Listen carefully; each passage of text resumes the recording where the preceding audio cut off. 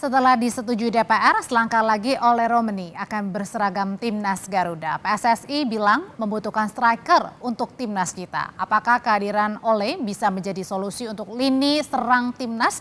Kita analisis malam hari ini bersama pengamat sepak bola Wesley Hutagalung. Bung Wesley, selamat malam. Selamat malam, Mbak Adri. Ya, Bung Wesley, ini kan PSSI bilang butuh sosok striker ya untuk memperkuat lini depan. Nah, apakah kehadiran Ole Romeni ini bisa jadi jawaban untuk memperkuat lini depan kita?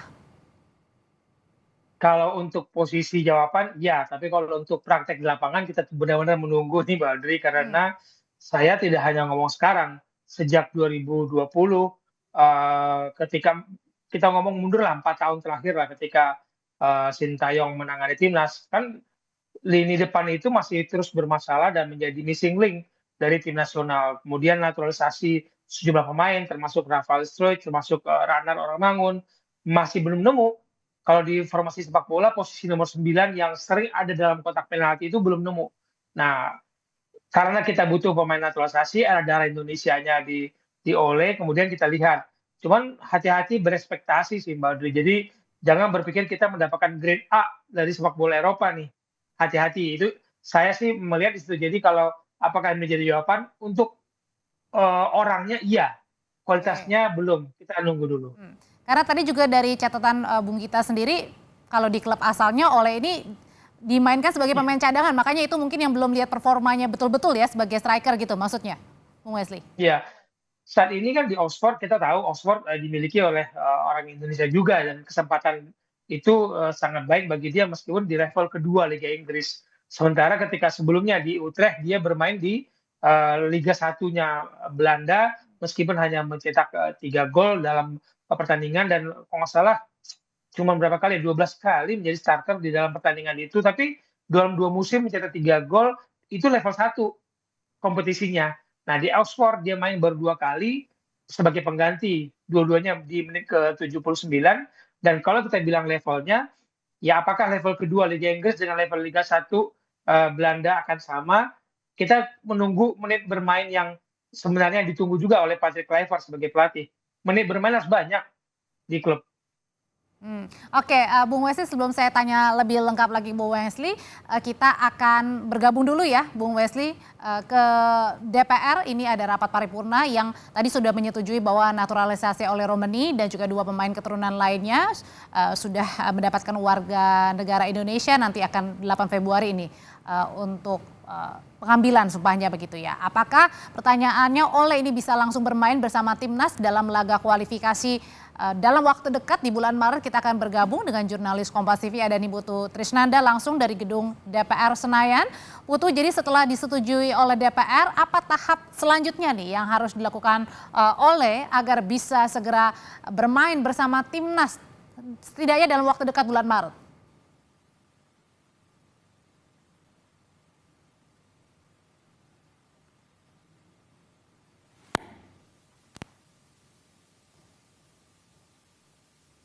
Memberikan kewarganegaraan kepada Ole Romeni. Nanti setelah itu juga ada pembacaan sumpah yang kalau tadi mengutip bagaimana pernyataan dari Menpora Dito Aryo Tejo bahwa nanti pada tanggal 8 ini akan dibacakan sumpahnya dan nanti akan secara resmi bergabung menjadi warga negara Indonesia. Kalau pertanyaannya adalah bisa nggak ya membantu timnas Indonesia nanti ketika berlaga melawan Australia begitu ya. Nah kalau pertanyaannya seperti itu Audrey, jawabannya kemungkinannya sangat besar karena kalau melihat peraturan dari FIFA sendiri ketika mau bertanding begitu setidaknya 30 hari sebelum pertandingan ini negara yang nantinya akan bertanding harus memberikan sekitar 35 daftar pemain yang nantinya akan diproyeksikan untuk bermain. Artinya kalau bermain di tanggal 20 nanti kita bersama Australia berarti 30 hari sebelumnya adalah di tanggal minimal sekali itu atau maksimal sekali itu di tanggal 20 Februari. Kalau proses naturalisasi dari Ole Romeni ini sudah membaca sumpah, kewarganegaraan juga sudah diberikan, keputusan presiden ini juga sudah gamblang diberikan oleh Presiden Prabowo Subianto, diteken suratnya pada tanggal 8 Februari nanti, artinya di tanggal 20 Februari Ole bersama juga dengan PSSI dan juga ke-35 pemain lainnya ini sudah bisa didaftarkan ke FIFA untuk bertanding di ajang ataupun juga pertandingan pada saat melawan Australia. Nah, tapi ada satu nama yang sayangnya ini nampaknya belum bisa ikut membantu Indonesia di kualifikasi Piala Dunia. Sebelumnya yang sudah disebut-sebut begitu pada saat konferensi pers pertama kali Patrick Kluivert datang ke Indonesia melakukan konferensi pers, ada juga nama lain yang disebut yang nantinya akan membantu Indonesia untuk meloloskan diri di kualifikasi Piala Dunia. Tapi karena memang ada berkas-berkas yang belum selesai dikumpulkan, kemudian juga ada beberapa hal yang belum selesai secara administratif sehingga belum bisa masuk prosesnya ke DPR, belum bisa juga disumpah dalam kurun waktu yang tadi jaraknya sekitar di tanggal 20 Februari. Jadi nampaknya Jairo Riedewald atau gelandang dari Royal Antwerp ini belum bisa membantu Indonesia. Tapi apapun yang terjadi, kita yakin Garuda Muda ataupun juga Garuda Indonesia bagaimanapun komposisinya, apakah banyak pemain muda ataupun juga kelompok senior yang nanti akan banyak dimainkan begitu, harapannya cuma satu, Garuda Muda atau Garuda Indonesia ini bisa terbang lebih tinggi dan setidaknya nama kita bisa masuk di daftar negara-negara yang akan bermain di Piala Dunia. Audrey. Terima kasih jurnalis Kompas TV Niputu Trisnanda, karena selain oleh Romani ada juga tim Gapens dan juga Dion Max yang nanti akan segera diambil sumpahnya sebagai warga negara Indonesia. Terima kasih Putu. Kita kembali lagi bersama Bung Wesli. Bung Wesli masih bersama Audrey, Bung. Ya, Ya, Bung Wesli, sebenarnya kalau pemilihan dari naturalisasi nih ada oleh Romani, terus kemudian ada tim Gapens dan juga Dion Max ini ya. Sebenarnya kalau pemilihan pemain naturalisasi ini merupakan hak seutuhnya dari Ketum PSSI atau juga sebenarnya bisa pelatih ini bisa memberikan nama-nama atau mungkin analisa gitu sebelum menentukan? Kalau berdasarkan cerita-cerita sebelumnya kan disebut bahwa para pemain ini adalah pilihan dari Sintayong sebagai pelatih kepala Indonesia. Tapi dalam perjalanannya kita memang harus membuka mata, membuka telinga bahwa semua lini bergerak, tidak hanya pelatih, federasi juga menyodorkan karena mereka lah yang punya banyak link mungkin kan, karena pelatih berkonsentrasi kepada hal teknis dan kemudian dia membutuhkan penyerang, dia membutuhkan back, membutuhkan gelandang, tolong carikan saya. Mungkin akan lebih efektif seperti itu dan kemudian federasi bergerak melalui jaringan-jaringannya dan menyodorkan pemain-pemain itu dan kemudian pelatih kepala yang menentukan oke, saya mau, saya enggak, saya mau, saya enggak. Jangan sampai kemudian pemain yang dipilih kemudian dinaturalisasi dan ketika masuk tim nasional itu tidak menjadi bagian dari game plan seorang pelatih dalam hal ini ketika masih di era Sintayong. Idealnya seperti itu sih Mbak Audrey. Jadi harus ada kesamaan bahwa dia membutuhkan pemain di posisi ini, kemudian federasi membantu mencarikan. Dan pilihan jatuh itu kepada Ole juga itu? Karena saat Ole dan waktu itu dengan siapa, Jairo kan banyak ya, 2 nama yang sebut-sebut dibutuhkan. Sementara kalau posisi lain sebenarnya Jairo kita sudah punya, di lini belakang kita sudah punya, di lini depan memang kita nggak punya dan opsi yang diberikan hanya Ole. Dan ketika itu Sintayong juga kita dengar kabar menyetujui untuk Ole menjadi salah satu bagian dari tim nasional Indonesia. Oke, pelatih Kluivert ini kan juga mantan penyerang ya begitu ya, yang mengisi posisi lini depan begitu. Nah sebenarnya taktik seperti apa sih dari Kluivert gini yang dalam waktu dekat adalah melawan Australia dan juga Bahrain. Sebenarnya kalau dari Bung Wesli sendiri melihat taktik apa nih yang akan dimainkan oleh Kluivert nanti? Setiap pelatih itu punya taktik strategi yang dia sukai, yang dia anggap andalkan. Tapi dia harus juga berkompromi dengan materi yang dia miliki. Saat ini materi yang dimiliki oleh Indonesia dalam hal ini dengan banyaknya pemain naturalisasi masih berkutat kepada lemahnya lini depan. Nah, kalau dia memainkan variasi strategi misalkan anggaplah 3 barisan di depan dengan penyerangan yang kita punya, Rafael Struijk, Rana Oramangun, dan Ole, mungkin menjadi solusi. Tapi apakah dengan memainkan 3 di depan, apakah mengorbankan di tengah atau di belakang? Apakah makin 3-4-3 atau 4-3-3? Ini kembali kepada siapa nanti pemain timnas yang dipilih oleh Patrick Kluivert dan timnya. Kalau maunya kita kan maunya menang nih. Tapi ingat, waktu lawan Australia kita mencoba menyerang pun nggak bisa. Di GBK kita hanya melepaskan 5 tembakan, sementara lawan itu melepaskan 19 tembakan sebagai tim tamu ya. Nah di Australia memang kita harus realistis. Kalau kita bermain menyerang terbuka melawan Australia, yang ketika kita mencoba bermain di GBK dengan melakukan gempuran, kita nggak bisa masuk ke dalam Australia. Efektifnya akan lebih bagus kalau memang bermain untuk mengharapkan 1 poin, meskipun kita tidak menutup keinginan mendapatkan 3 poin. Tapi lawan Bahrain nggak ada cerita, Bahrain pasti harus agresif dan 3 poin. Nah, kesempatan melawan Australia itu adalah kesempatan bagi Ole untuk membuktikan bahwa dia bisa tune in, dia bisa membangun chemistry yang cepat dengan timnya. Nah, bicara tentang bangun chemistry, ini kan waktunya pendek banget ya Bung Wesley ya, dari pengucapan pengambilan sumpah 8 Februari, tapi kemudian nanti di bulan Maret, di pertengahannya langsung main nih.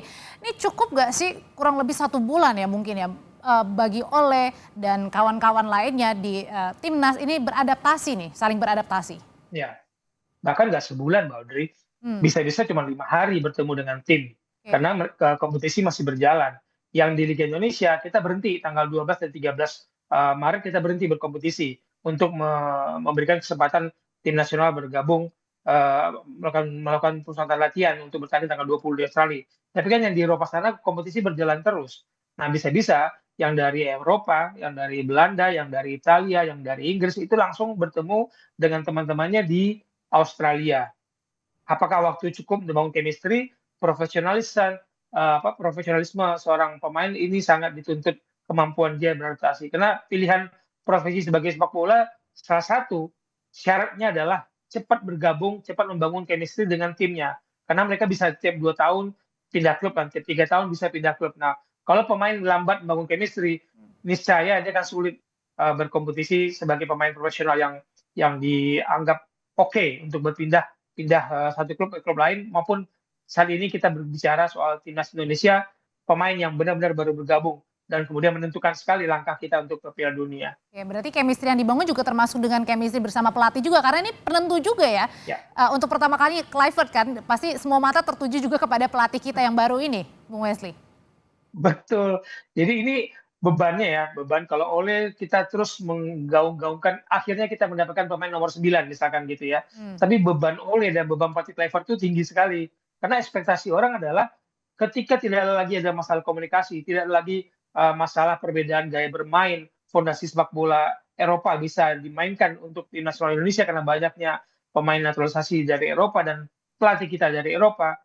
Ujiannya adalah kemudian hasil di lapangan itu menjadi penilaian bagi pelatih Kluivert dan bagi pemain baru, termasuk Ole yang digadang-gadangkan menjadi missing link tim nasional selama 5 tahun terakhir. Tapi kalau menurut Bung Wesley nih, kira-kira nanti Ole akan langsung dimainkan nggak sih di menit awal oleh Kluivert nih? Nah, ini pertanyaan menarik, Mbak. Pertanyaan kita adalah pemain baru apakah tune in segera ataukah biasanya pelatih melihat lagi komposisi yang dibutuhkan untuk menghadapi lawan tertentu dalam hal ini Australia, dan bagaimana Ole harus melihat permainan timnya, kemudian dia mulai mendapat pelajaran dari anggaplah 45 menit babak pertama.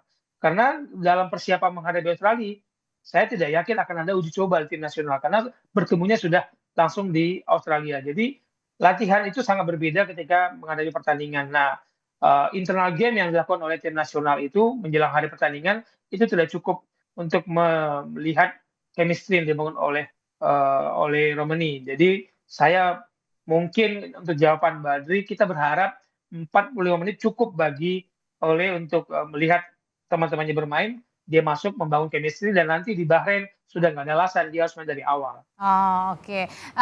Bung Wesley, yang juga menarik adalah dalam waktu kemarin-kemarin ini kan Kluivert juga datang kembali ke Indonesia melihat bagaimana pertandingan dalam negeri kan, lokal begitu. Ini sebenarnya apa sih yang lagi diincar Kluivert nih dengan tiba-tiba datang begitu ya, menghadiri beberapa pertandingan lokal? Ya sudah layak dan sepantasnya. Pemain terbaik di liga kita itu mendapatkan kesempatan. Saya katakan mendapat kesempatan untuk dilihat oleh pelatih tim nasional kita maupun stafnya atau coaching stafnya, talent scoutnya untuk diberi kesempatan dan dipanggil beradaptasi. Nanti pas pemilihan pemain yang dibawa ke Australia, disitulah kelihatan siapa yang layak dibawa ke Australia, siapa yang enggak. Jadi mungkin akan dikumpulkan lebih dari 25 pemain, mungkin 30-an awal-awal, kemudian diseleksi dalam 2-3 hari apakah pemain ini cocok dengan skema permainan yang diinginkan oleh pelatih. Jadi siapapun pemain yang terbaik berkompetisi di Liga Indonesia sudah layak mendapatkan kesempatan, dan nanti pelatih akan melihat apakah pemain dengan tipe ini cocok dengan game plan, cocok dengan strategi yang dia siapkan, yang dia ingin terapkan. Jadi tidak murni Baudry pemain yang bersinar di liga itu cocok dengan game plan pelatih, belum tentu.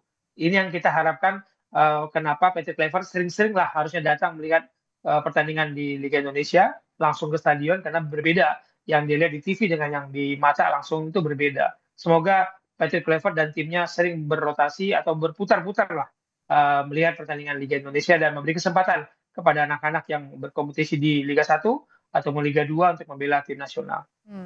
Tapi balik lagi dengan kehadiran Ole, Bung Wesley, sebenarnya ini cukup nggak untuk menjawab solusi bahwa lini depan kita ini sudah mumpuni begitu? Ya, kalau kita bicara untuk level Asia Tenggara, saya bilang mumpuni. Tapi ketika kita bicara level Asia, di hadapan kita masih ada Australia, Bahrain, Cina, dan Jepang. Memang berharap kepada Ragnar yang baru mencetak 2 gol untuk tim nasional senior, Rafael Struijk yang baru cetak 1 gol untuk timnas senior kita. Ya, pilihannya memang harus ada tandem pemain yang benar-benar rajin bergerak dalam kotak penalti. Ini yang dimiliki oleh Ole.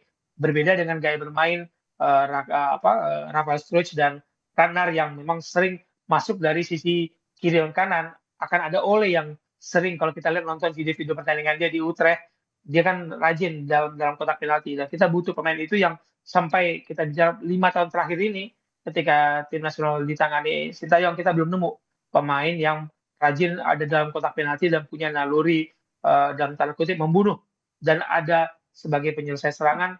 Meskipun saya tidak mengatakan Ole itu grade A, tapi kita butuh saat ini. Oke, nah tapi setelah ada Ole datang nih, apalagi sih kira-kira yang dibutuhkan timnas kita, Bung Wesley, untuk menghadapi Australia? Yang sebenarnya kalau saya sebagai orang yang berkecimpung di sepak bola, harus ada kesempatan uji coba memainkan strategi yang tepat, karena dia memainkan mau formasi 4-3-3, 3-4-3, mau 3-5-2, terserah mau manapun. Jadi kalau nggak dicobakan dalam sebuah pertandingan uji coba, akan sulit melihat siapa yang benar-benar kapasitas dan kapabilitasnya untuk memainkan di beberapa posisi yang harusnya bisa menjadi acuan bagi pelatih. Jadi sebenarnya kalau bagi saya harus ada uji coba dalam persiapan kompetisi Liga 1. Kita break pertengahan bulan Maret. Ya, semoga teman-teman kita diberi kesempatan uji coba resmi ya, mau lawan klub, mau lawan di luar negeri pun. Tapi kalau pemain-pemain dari Eropa tidak ada waktu uji coba, ya saya berharap profesionalitas mereka membangun chemistry dan tidak ada lagi cerita. Uji coba seperti apa sih Bung Wesley yang diharapkan selayaknya nih? Ya, paling tidak melawan klub Liga 1 atau klub Liga luar yang meskipun itu bukan dianggap pertandingan uji coba resmi, tapi pelatih bisa melihat formasi mana yang diterapkan. Pasti akan bisa jadi dalam 2-3 formasi berbeda dalam satu pertandingan, dan orang yang pemain mana yang diturunkan itu akan terlihat dalam pertandingan uji coba. Kalau internal game saja sulit, karena ya mereka yang bermain. Tapi ketika menghadapi pertandingan sebuah uji coba, anggaplah melawan klub Liga 1, dia bisa memainkan rotasi pemain dengan perubahan tactical game yang dia inginkan, dibutuhkan, karena lawan juga serius bermain, karena lawan juga mencari kemenangan. Tapi masih ada cukup waktu itu untuk melakukan uji coba? Ya, ketika kompetisi kita break pertengahan Maret, harusnya jadwal ini sudah disusun oleh tim badan tim nasional, entah uji coba lawan negara atau lawan klub Liga 1, karena kompetisi toh berhenti juga di Indonesia. Jadi memilih lawan saya pikir masih ada waktu untuk menyusun rencana itu. Oke, berarti pada saat melawan Australia ini benar-benar menjadi ujian juga ya bagi pelatih baru kita, Kluivert, dan juga Ole Romani yang nanti akan diambil sumpahnya 8 Februari. Terima kasih Bung Wesley Hutagalung, pengamat sepak bola, sudah berbagi pandangan di Sapa Indonesia Malam.